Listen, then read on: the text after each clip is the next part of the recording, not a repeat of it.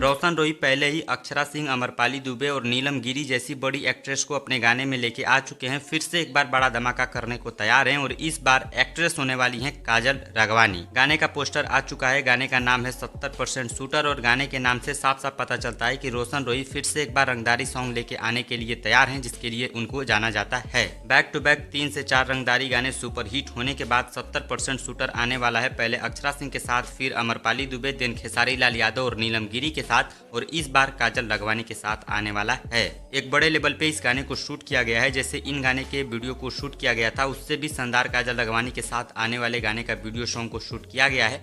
बताया जा रहा है कि ये गाना बहुत ही ज्यादा पसंद किया जाएगा दर्शकों द्वारा जब इस गाने को रिलीज किया जाएगा। गाने का टीजर आज शाम तक आप सभी के बीच आने वाला है, जिसके राइटर हैं राज रोशन, म्यूजिक विक्की बॉक्स का है। गाने को रोशन रोही और सृष्टि भारती ने गाया है, जिसके वीडियो में आप सभी को पता है कौन नजर आने वाली हैं, एक्ट्रेस काजल राघवानी। गाना कल आप सभी के बीच रिलीज हो सकता है। अभी तक ऑफिशियल डेट तो नहीं आया है, लेकिन शाम तक ऑफिशियल डेट भी आप सभी के सामने आ जाएगा टीजर के साथ में। बाकी आपको क्या लगता है, रोशन रोही 2026 में भोजपुरी के सबसे बड़े सुपरस्टारों में से एक गिने जाएंगे? कमेंट में बताइएगा। चैनल पर नए होंगे तो सब्सक्राइब करिएगा।